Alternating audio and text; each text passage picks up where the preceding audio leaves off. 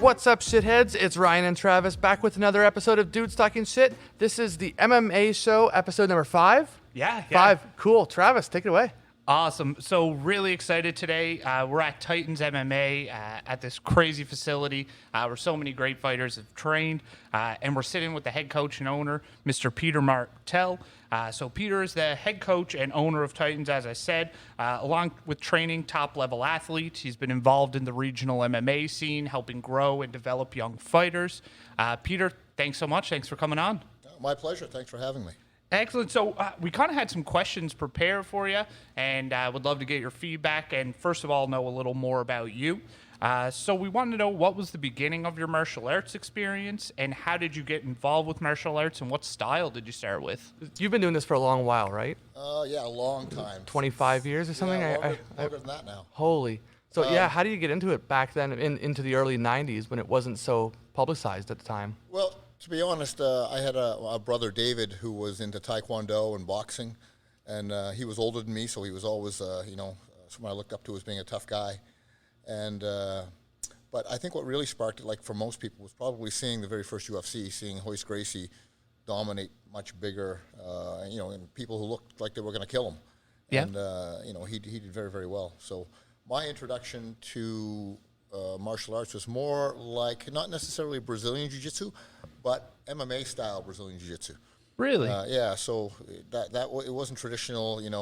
Let's put the gi on and go for De La Riva guard and X guard and worm guard. It was more basic, MMA style fighting. That's really interesting, because we were kind of having this conversation amongst ourselves before we came over, and that's one of the big things. We were like, did it start with like Taekwondo or karate and then develop? But right from the start, it was all about MMA.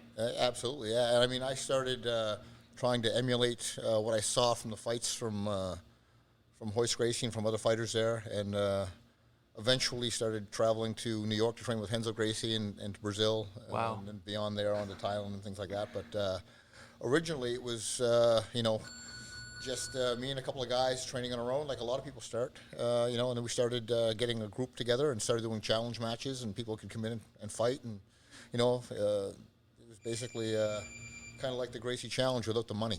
Yeah.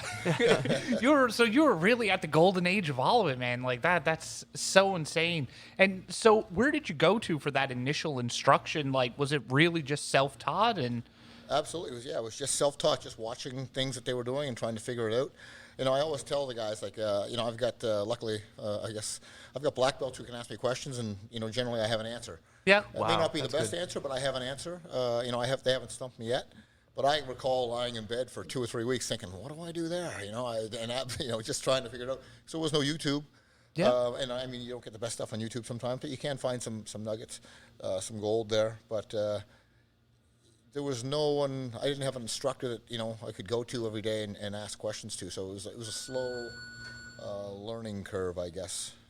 So did you essentially, like, on your own, just through videos and learning, have to, like, break down the mechanics of, like, a triangle choke or an arm bar? Yeah, absolutely. And, luckily I was able to get some good people around me, too. Kevin Taylor and guys like Kyle Sanford, and, those guys are still training black belts in jiu-jitsu. And, even we started buying videos when they became available, which was, hit or miss. Sometimes you get techniques, and I look back at some techniques, and I'm like, that's just shit. And someone's paying, we're paying $480 for, 5 video cassettes. Yeah. And we might learn one move that we didn't know. But that's the chance you take, right? If you want to learn, you had to spend that money. Yeah. Yeah. So, if we wanted to take a private lesson, we'd spend, $2,000 or $3,000 and fly to New York and spend, $100 US for a private lesson, or private lessons to learn things and take classes. And, that's the good thing about, there's so many good clubs now, so many good instructors and black belts around now. That I don't think people realize today just how lucky they are, the access they have compared to when we started. Yeah, you guys were really at the forefront of it, trying to figure it out. I mean, I grew up in Newfoundland, and I remember, being 15, 16 years old and like hearing about jujitsu gyms and stuff up here. And yeah, you really don't understand what you have until it's all not around you and you don't have the opportunity to access it. Yeah, absolutely. I mean, we still have, I think that we're doing cutting edge stuff here. Yeah. But still, when we go to New York, it's still awesome to see the best guys in the world there. Yeah. And we're emulating the stuff they're doing. But there's nothing like going and getting good guys like that to smash you. Yeah. Oh. Yeah. Yeah. The best way to learn is to fail. Yeah. When you start getting up to some of the higher calibers there, do you still see like a huge skill gap between some of the more famous names like Gracie? When you're like going with people that are like exclusively trained by them and you're rolling with them, are you seeing a huge skill gap? Like, oh, they're learning something a little quicker than anyone else that I've run into? I think when you're talking with someone like Roger Gracie, who I would consider to be the greatest jiu-jitsu player ever. There's other greats, Marcelo Garcia, Kron Gracie, these guys who've been training since they were toddlers, right? They just have more time, right? And once they get to the peak, get to the age where they're at their physical peak, they're very, very difficult to deal with. I recall seeing a very good grappler who's was in UFC, is very, very accomplished. We were down training at Henzo's in New York. And one of our black belts, who's very talented, Aaron Jolimore, was grappling with him. And Aaron is a monster. I would consider him to be one of the best black belts in Atlantic Canada, if not, beyond. And this guy was able to submit Aaron, mount him and submit him with, kind of a very strong basic technique. And to see someone of Aaron's caliber, struggling against someone like that. And I mean, Aaron was giving him a fight. That's the thing, when you get to these levels, the differences are so small, but that smallest difference can make the difference between tapping and not tapping. Yeah. And, Aaron's just a monster. Like, this guy's, you can look at this guy, and he's training with the best guys in the room in the blue basement. And it's like, yeah, let's go, so it was a pleasure to watch that kind of a match. That's so exciting. Yeah, seeing one of your guys just like hang in there and go toe to toe. I mean, being submitted by a Gracie, it's nothing to be hang your head at. This wasn't a Gracie, but he's a really high level guy, UFC guy. Gotcha. Yeah. Yeah, I mean, when you're dealing with people like that who just have years and years of training and experience, I mean, and especially competitive experience, because you must notice a huge difference between your fighters who keep it in the gym and those who take it to more competitive levels, even regionally, and compete in jiu-jitsu tournaments or local kickboxing. Yeah, I mean, and you see, we've got a lot of guys who compete at high level in jiu-jitsu, high level kickboxing, high level MMA, and some of them are almost, I don't know, I wouldn't call them kittens in the gym. Yeah. But they're a different animal when they step into the ring or on the mats. Yeah. Like, we've got a guy here, Scott Noss, one of our black belts, who does very, very well. He wins a lot of the local grappling tournaments at the black belt level. Yeah. But he's on the mats here rolling with everybody. He doesn't mind tapping. He'll tap, put something on him, he'll tap, doesn't care. But he's a different animal when he steps on the mats to compete. And then, you got guys like Gavin Tucker, who's I consider him to be like a mad scientist. He's always studying, always learning, and he goes at a certain level in the gym. He's not tearing people's arms and legs off in the gym like he could. He's, training. He's bringing his team along so that they're good, so that he can be, have training partners. But when he steps in the cage, you see the animal. Oh, very different human. Yeah.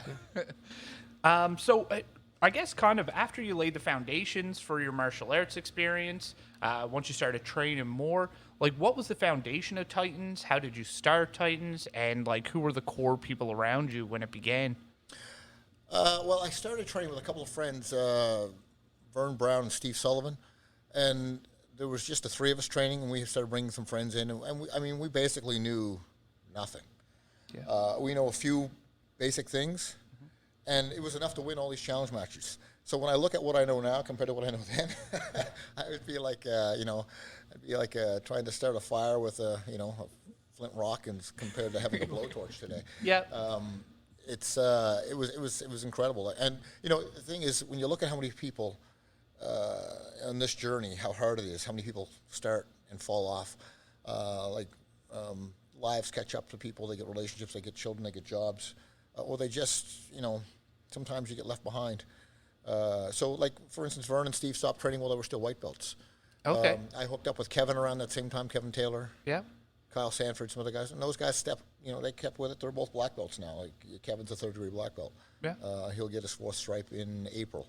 Wow. So, I mean, he's old as dirt.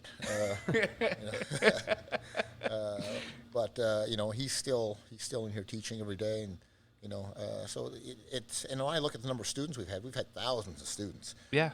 Now we produce more black belts than probably any other club in Atlantic Canada. I think we're probably around 15 or more black belts, 18 black belts. I'm not sure. I'm guessing here. Yeah.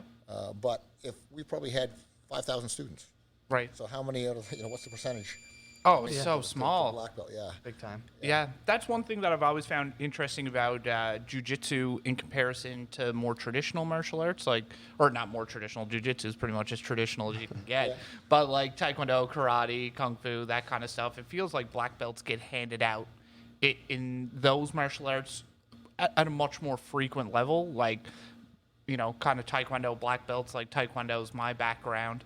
And they're a dime a dozen. There's a million of them. Yeah, well, I mean, it's all relative because if you look at taekwondo, karate, things like that, there's only so many techniques, and once Right. you become proficient at them, you progress. So on a business level, the faster you reward your students, the more likely they are to be retained. And I think like in certain martial arts, they charge for belt testing, so the more, they make more money doing this. That makes a lot of sense. And I can't fault them for trying to make money. We don't charge for belts. We don't charge for testing. The difference with jiu-jitsu is that you never stop learning. Right. It's difficult to invent a new kick.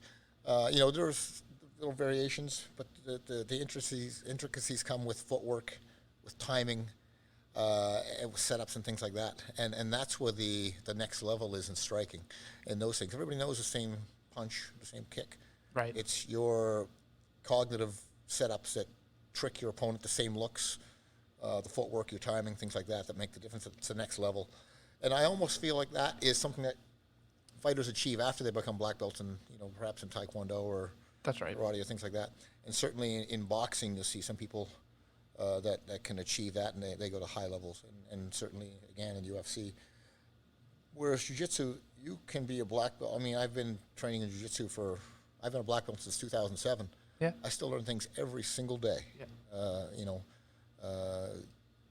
You may look at something and this is the gospel. It's the way it is, and a year later it's shit. It's crap. It's this is the way to do it now. Yeah, that's right.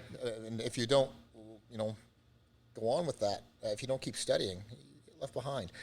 And there's different levels of study. Some people study all the time. Some people don't study at all. Yeah. And Sounds like high school. There's just Yeah. options. Yeah. exactly, yeah. and some people tend to get closed-minded. And one of the things I want to do is I want to try to keep an open mind. Yeah. So, I mean, if you look at someone like Rickson Gracie, who's, Rickson is, he's the man. Yeah. But his view, from what I've heard, is that leg locks don't work. And I talked to one of his black belts who said, leg locks is crap. They don't work. Position will always beat leg locks. So, who am I to disagree with Rickson Gracie? But in my humble opinion, position will defeat everything. Yeah. Position will defeat the arm lock. Position will defeat the rear naked choke. So position will defeat leg locks as well. Yeah. You can't lie with the results. How many world titles have been won with leg locks? How much success has Donaher's squad had with leg locks? Yeah. So you can't dismiss them, and you can't have a closed mind like that. That's right. Hickson's older now. He probably stopped studying leg locks. He probably hasn't put in 10 hours a week studying leg locks. The time, yeah. In his 60s. Right? So it's easier to say, that's crap. It doesn't work. Yeah. I mean, if he had been 30. Yeah. He'd probably be the guy out there leg locking the hell out of everybody. Oh, entirely. I mean, we saw it with Husamir Falares when he was just going on that run of grabbing everybody, and I mean that's how Frank Mir dealt with Brock Lesnar the first time. Yeah. It's completely legitimate form to use. Just more weapons, right? Yeah. Just And another whether it arsenal. works or not depends on how good you get at it. Yeah. When I first saw the omoplata, I thought, that's bullshit. That's not how are you going to lock somebody's shoulder with your legs? Yeah. Then I went down and I rolled with a guy named Ricardo Alameda. Oh, yeah, I know the And name he well. threw that on me like nothing. I was like, oh, that shit does work. And I mean, so when I started, I couldn't get an omoplata on a white belt. Now I get them on black belts. Yeah. So, again, open-minded, willing to learn. Yeah. And so when was the first time the Titans name happened? Well, we picked the Titans name because we were training over at Titans Gymnastics. We were looking for a spot to rent, and they had all the mats you could imagine. It was like walking into Shangri-La, the crash mats for suplexes and everything. So we rented space from them, and we thought, Titans, what a great name. So, it's been Titans ever since. And so what year would that have been? Ooh, that would have to be 95, maybe. Wow. That's a long while now. Yeah, that's incredible. And then, so, I've just always stuck with the name since. New location, less gymnasts, but still Titans. Yeah, it's funny. The sport, everybody says the sport's pretty violent, MMA, and I mean, we used to do challenge matches and things like that. I think we were at Titans Gymnastics for about 2 years. I think we called an ambulance once. Oh, that's not bad. Probably way less than the gymnasts. Oh my goodness! Yeah, there were ambulances there on a regular basis. You get some little girl doing a backflip and it comes down on her shoulder on a balance beam, or I mean, I was thinking, this is a dangerous sport. I don't want my kids doing this. We got it easy. Oh, that's incredible. And then, how has the business changed now that you're? Obviously, we're into COVID. This is a big thing happening amongst the world. How are you continuing to run classes and do the business side of Titans, not the coaching or athletic performance side? Well, to be honest, I was never very good at the business side of things. I was always more interested in training and things like that. And that would something I would consider a weakness, and hopefully we're going to try to address and work on. Yeah. Because I know some guys who are really good at the business side of things. Yeah. And some people who don't offer what we offer, who still are very, very successful because they're just really good at the business side of things. Yeah. Perhaps not as great at the martial arts side of things. Sure. So if we can marry the being good at the martial arts and being good at the business, it'll be good for us. As far as the COVID thing, we shut down before we were mandated to by the government. Of course. Out of caution for our students and concern for our students. I mean, and when we were shut down, I saw another gym offer, hey guys, other gyms are shut down, come train with us. And I messaged the guy and said, I don't think this is responsible. And it wasn't a direct competitor, it wasn't a martial arts gym, but he was, saying to the other gyms that had shut down, come train with us. And I can applaud his business, a sense with that, but the social aspect of putting larger groups of people into his gym, I thought was perhaps a little irresponsible. We opened back up. We're following the government mandates. You can with a mask on, sanitize your hands, don't use the showers, increase cleaning regime. You leave by the back door in the front. Don't interact with the other classes coming in. Yeah. We're trying to keep things as secure as we possibly can. Yeah. But I mean, we're still down probably 40 or 50%. Oh, that's of rough. our members. Yeah. And I mean, paying the bills is a concern every month, obviously. And, of course. And I imagine we're not the only gym struggling. Yeah. Which is sad. It's unfortunate because there's a lot of dedicated people that are trying to run gyms, trying to make a living at it, trying to provide this service to people. And I wonder if we get a second wave, what the hell's going to happen? Yeah, it's. I mean, growing up doing Taekwondo, like it's pillars of a community, like a gym like this where kids can interact and they go through competition and they learn how to fail and they know when to tap out, and you just really learn the limits of your body. And it's a sin, I think, even as well, what's happening to kids, like not being able to continue to have that interaction right now. Yeah, I mean, we get a lot of children that have been bullied, and we're, I guess, helping them to not only be able to defend themselves, but give them a sense of belonging. Yeah. So they fit in somewhere, and they don't have to please these other people. They can be themselves, and that's a good positive thing. And if they need to defend themselves, they can. Yeah. And in addition, we also get people who we get ex-military members who've got PTSD. And I mean, to be honest, I never thought PTSD was a real thing. I was just like, buddy, suck it up. The fuck. Yeah, Did yeah, you that's see, right. you see what happened in World War II, World War One, you know? But those guys, like my grandfather came back from World War One, was a raging alcoholic. Yeah. And, you know, he was probably a raging alcoholic because of what he saw fighting in Vimy Ridge and stuff like that. Entirely. But when I talk to these members of the military, I'm like, holy, these guys, you know. They see some shit. Yeah, they've seen some, and they're messed up.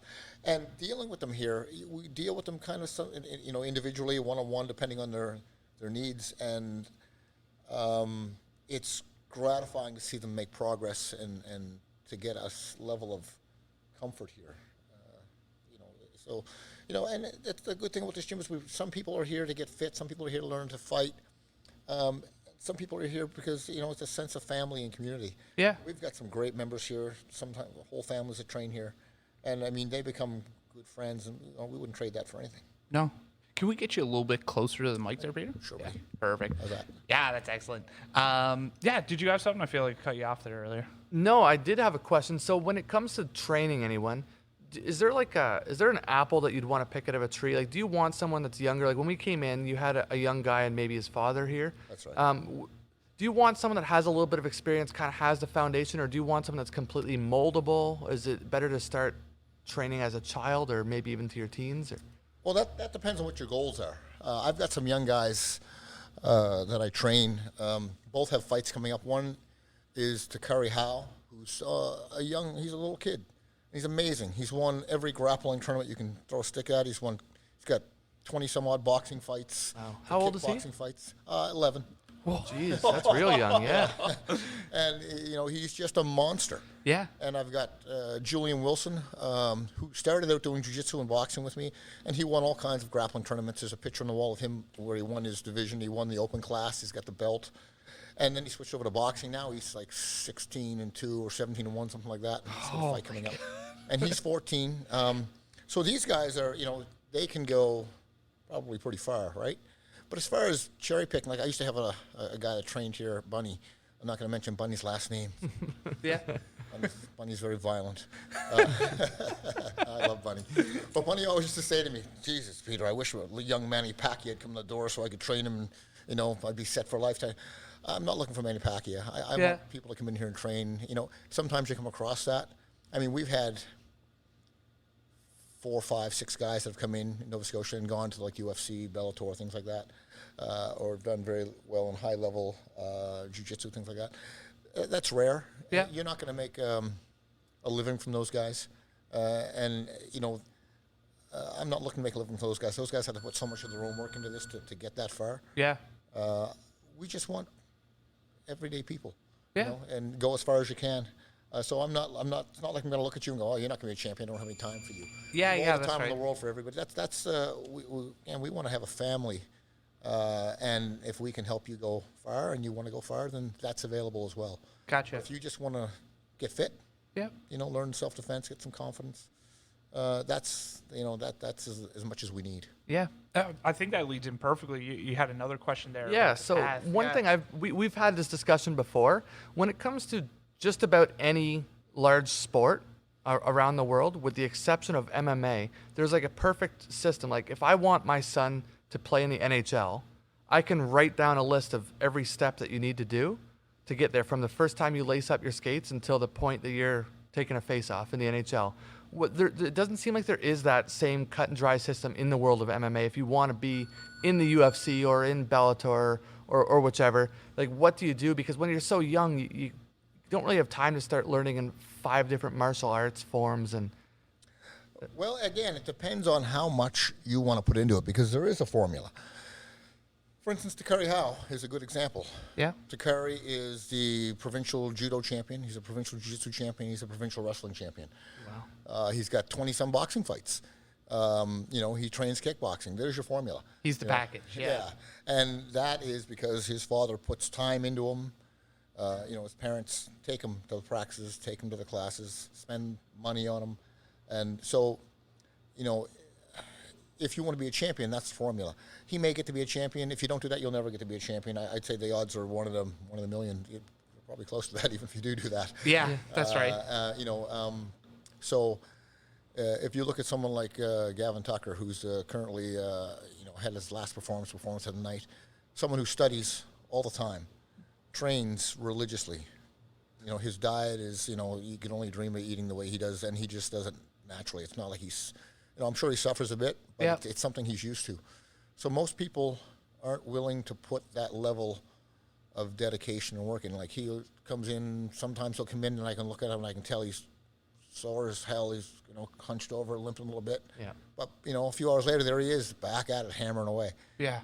You know, so he's the author of his own success. You know, he's putting, you know, his considerable aptitude and mental powers towards studying and learning, and he's putting his body on the line. So if you're young, study jiu-jitsu, study wrestling, study Muay Thai, study boxing. There's your formula, right? Yeah. It's not easy. Yeah. Again, if it were, you'd have, who wouldn't want to be a UFC champion or in the UFC if it was easy, right? We'd all do it. That's right. Yeah, entirely. But let's have somebody elbow you in the face and, you know, get you're your on the thoughts on bottom and someone's on top of you and you just don't have an answer. You can't escape. They're grinding on you. You're tired. You can barely breathe. And, you know, you got 2 minutes left. So How do you you got get through? 2 minutes of hell. Yeah. You know, it's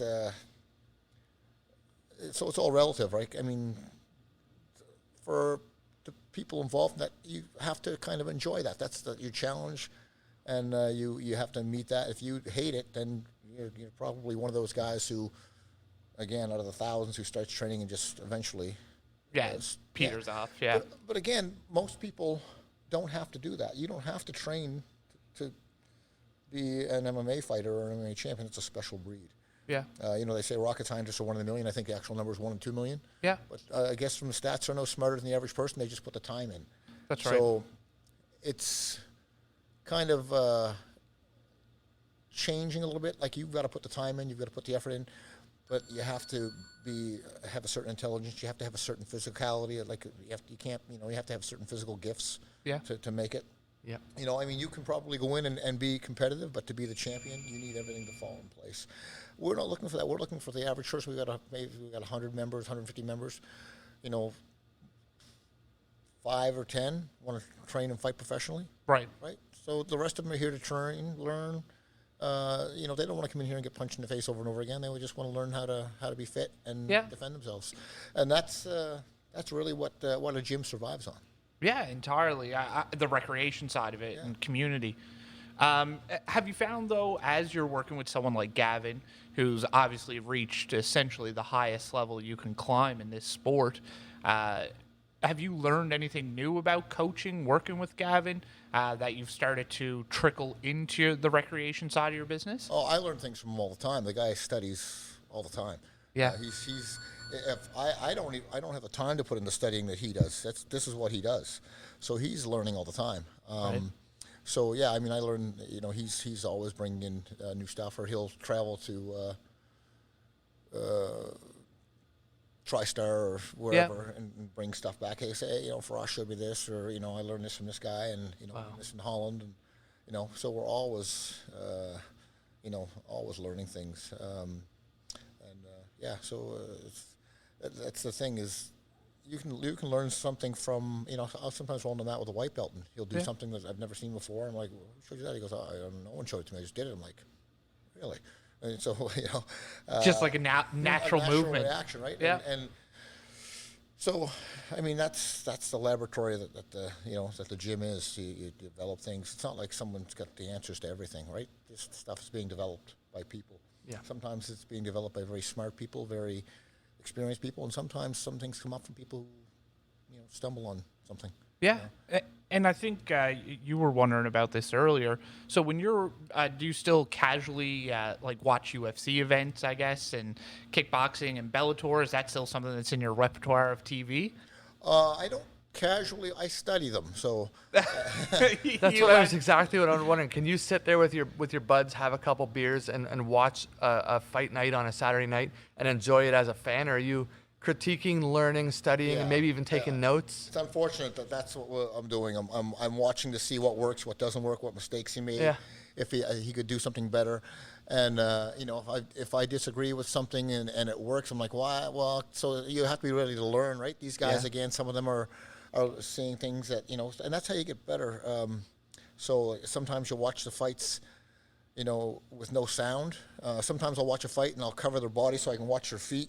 and see Oh, what they're wow. doing with the feet. So it's It's turned into a different thing altogether. Yeah. It's not like you're sitting back watching. Like I can sit back and watch and enjoy baseball on TV. It's boring as hell in person. Yeah. It sucks. But on TV, it's good. Whereas you watch hockey live, it's fun, right? Yeah.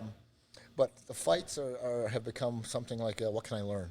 Right. I mean, you can still, and sometimes you get lost in the moment, a big knockout, big movie, like, I got to rewind this because I missed details. What happened? So, you got to rewind it and watch it. So, I often don't watch them live. I don't watch the pay-per-views. Yeah. I go back later so I can watch and rewind and study. So, someone says, hey, did you see that fight last night? I'm always like, no, didn't see it. I haven't seen it yet. Yeah. Because I can't rewind it. Fair enough. yeah. Do you have you been watching any of the fights since COVID happened and there's no crowd, so you can actually hear the corners a lot more clear than you could a while back? Yeah. Yeah, and you've been there yourself. Yeah. Are you ever hearing the coaches saying, try this sweep or do this, watch this arm, and you're thinking, no, don't do that. Try this instead. Even when you remove yourself from the fight, you're just sitting on your couch watching two other guys. But does that ever go through your minds? Often one of the things I'll hear the coach say, do this, and the fighter won't do it. Yeah. Where and again, so you'll see a fighter like that who's not following instruction, and it gets them into trouble. And sometimes you'll wonder, you just rock that guy, he's staggering his feet. Now you're going to shoot him for a takedown, and he's going to hold on to you, he's going to recover. So you wonder, you question the choices. You can never be sure. Like maybe if he takes the guy down, he'll get a quick submission because the guy's hurt. Right. So you never know the choices. Some fighters, and again, I would put Gavin in this category. When he's out there, he's so smart and so fast. It's hard to call instruction to him because he's like doing the right things, switching. Yeah. He's, whereas other fighters, like I remember one corner telling his fighter, listen, 3 combinations, okay? I want you to use them all. Like, he knows 3 combinations. He's in the UFC. Jesus, I'm pretty sure Gavin could put together like 100 plans. Yeah. He could put any style out there, and he's going to style to match it. Yeah. And this guy knows 3 combinations, and here he is in the UFC. And that's what I'm saying. Some guys are limited. Yeah. Feel like 3 combos in the UFC would be like bringing a knife to a gunfight. Well, I mean, if the guy's really a physical specimen and he's fit, Yeah. And he can pose, I mean, if you look at someone like Roger Gracie, he won the world championships, I forget what year it was. He had 4 matches, he had 4 takedowns, 4 guard passes, 4 mounts, 4 cross chokes. The cross choke, the most basic thing you learn as a white belt. Yeah. Yeah. And the first guy didn't know what was coming, the second guy did. The second guy didn't know, the third guy probably knew for sure it was coming, and the fourth guy sure as hell knew it was coming, still didn't stop it. So if you have some basic things, that's, and you're good at them, Yeah. sometimes that's all it takes. I mean, look at Crow Cop. He had a left hand and a left kick. Went a long way with it. 100%. Yeah. Just murdered people. Yeah. And while we're on kind of the topic of pandemic UFC, what was the experience of Vegas like? Yeah. When you were down there, what was the general vibe? Did you go out onto the strip at all? Were you kind of confined to the Apex? When we arrived, we had our temperature checked, and we were tested for COVID, and then we were quarantined in the hotel till we get the results the next day. Yeah. So that was like a Tuesday, Wednesday.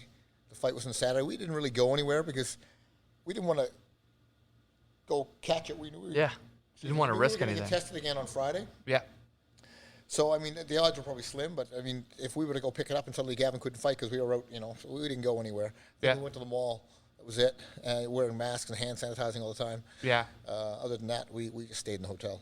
Yeah, I mean, because this seems to be a real issue now. I mean, just this weekend we lost our co-main event for fight night. Like, I think it was only like 12 hours wasn't before long. or something. Like, the weigh-ins had already happened and everything. Yeah, well, that's the thing. They test you the day before the fight. So they tested us on the Tuesday. We arrived on Monday. They tested us on Tuesday. They tested us again on Friday. Yeah. Take your temperature every day. Make sure you don't have a temperature. So, I mean, and it's funny. Like, it's one of the things about you see fighters. I've done a lot of fights, put a lot of fights on, and I see the guys who, after they win, they're out at the bars hammered, drunk. Yeah. You haven't studied fights after the fight. Watch Really? fights. Yeah. Like, watches the rest of the card? Watch the Or card, yeah, and then watches other fights and chill. That's That's amazing. yeah. So that's the difference, I think, or that's a big difference in how far someone's going to go. Yeah. Yeah, so this is what he lives and breathes, is just Absolutely, yeah. fights. And who can keep up with that? I mean, for the average person, It's impossible, yeah. it's, again, he's going to be successful because he's putting in the work. Yeah. Yeah. Right? I mean, I wish I could take the credit for it. I can't. I'm not saying, hey, do this, and he's going to win the fight with it. He knows so much, and he's putting in so much work. Right. That he's, it's incredible. I mean, we hopefully have a great atmosphere, and we got good training partners for him here, and he's helping make those training partners better. And that's what we want. We want a family here. Yeah, you kind of touched on it briefly, actually, and this is something I wanted to explore with you. I know you've been a part of regional MMA here. You're a big part, I feel, of the growth of the sport. When I first started hearing about MMA growing in Atlantic Canada and Newfoundland, it always seemed to be attached to Titans, attached to you.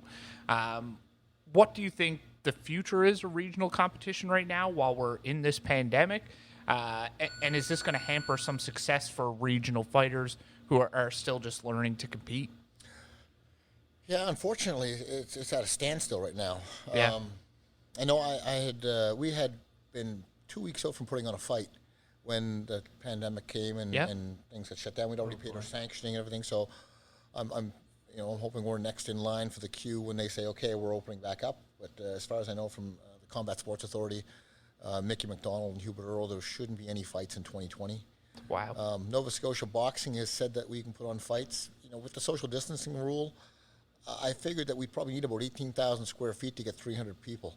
Yeah. That's a big space. Yeah, that's huge. And so, I mean, amateur boxing is not terribly expensive to put on compared to an MMA fight. Yeah. So, I mean, it would be doable, but to be responsible, we need that big space. Yeah. And then it has to be outside, so it's weather dependent. So it's a kind of a big ask to do that. So there is a fight coming up, and we've got one or two of our boxers on it, and that's going to be in Cape Breton. So we're happy about that. We get some of our guys able to compete. As far as putting on an MMA fight, people said, "Oh, do a pay-per-view." It's not financially feasible because the costs stay pretty much just about the same. Yeah. But say I had one of my guys fighting, say Pat Carroll's fighting. Pat's a great fighter. He's exciting. Yeah. And if I put him on a card, we're going to sell, out of Titans, we're going to sell 50 tickets or more, right? Yeah. So say they're $50 a ticket. That's $2,500. Yeah. So if I put Pat on the card and I get a pay-per-view, and it's $10 a pay-per-view, guess what? I'm going to get 10 groups of 5 that get together and watch it. So we're going to make, $100. Yeah. Yeah. That's right. Not $2,500. Yeah, you got it. And I still have to pay the commission, $3,000 for doctors and, insurance and the venue. And so it's not feasible financially to put on fights right now. And that's unfortunate.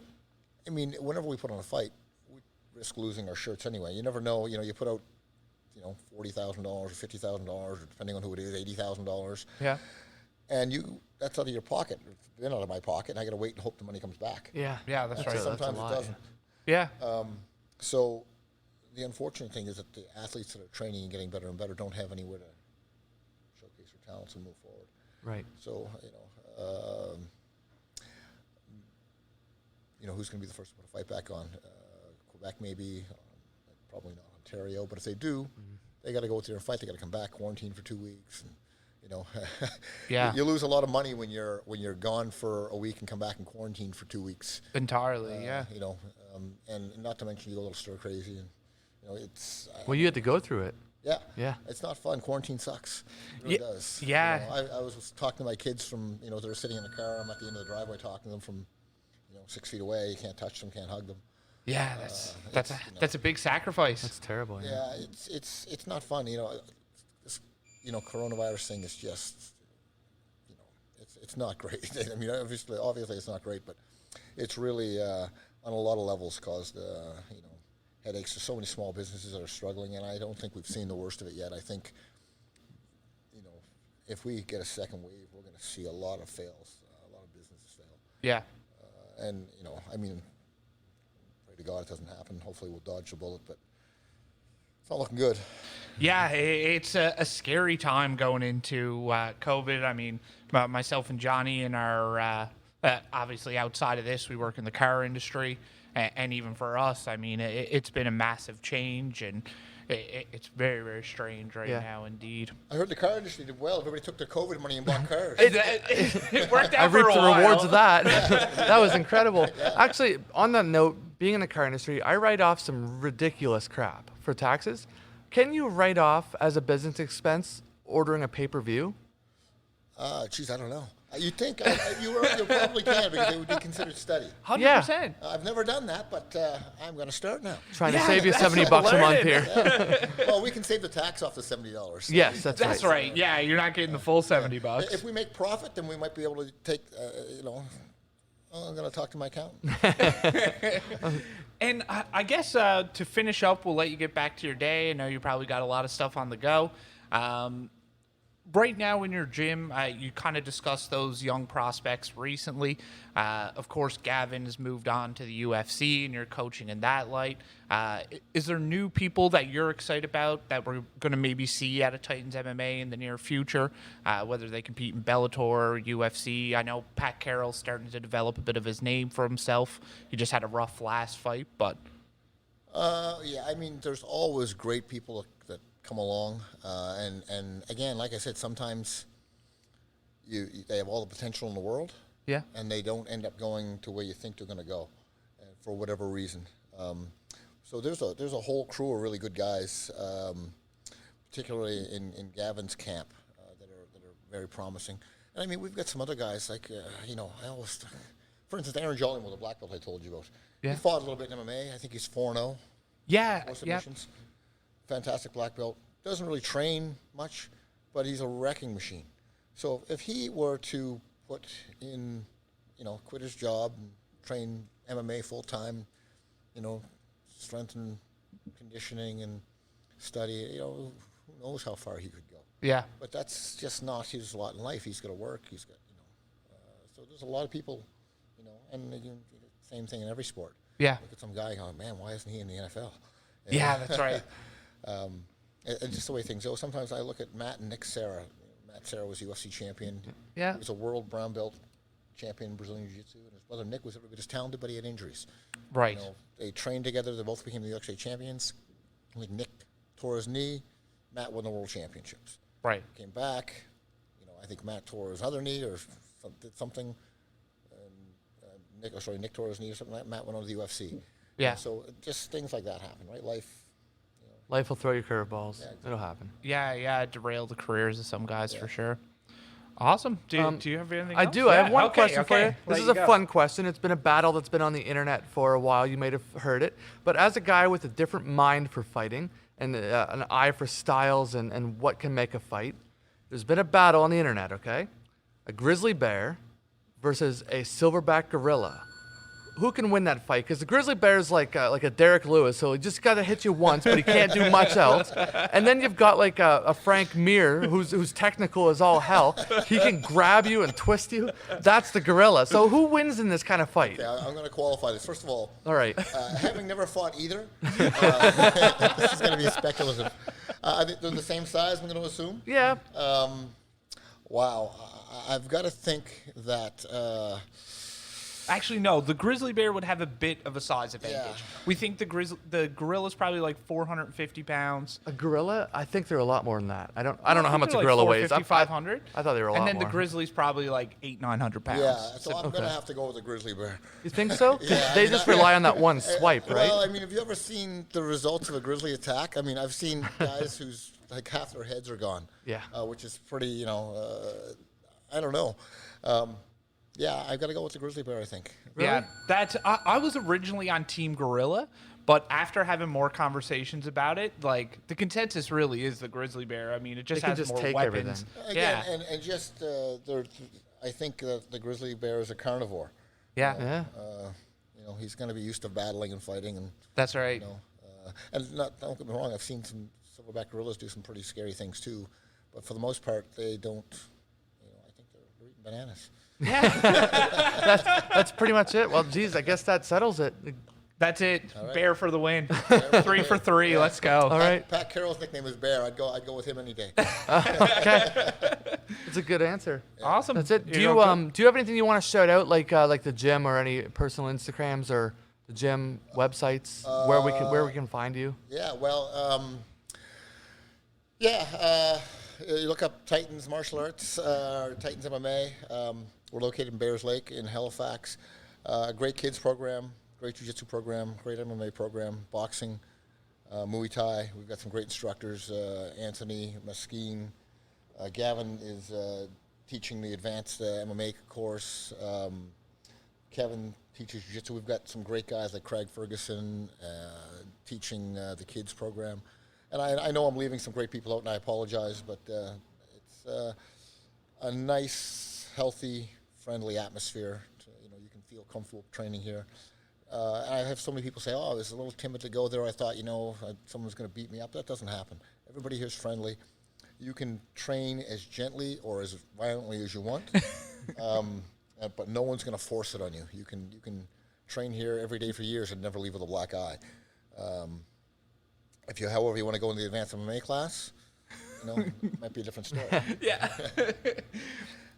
So that's it. It's a great place to train. Awesome, guys. Awesome. So in the description, we'll have everything tagged, your Instagram, your Facebook. If you guys want to hit up Titans MMA in the Bears Lake, Halifax area, great gym, nothing but warm and friendly to us. Thanks so much, Great Peter. facility We appreciate you got here. it. I appreciate you guys having me. Thank you very much. Thank you so much.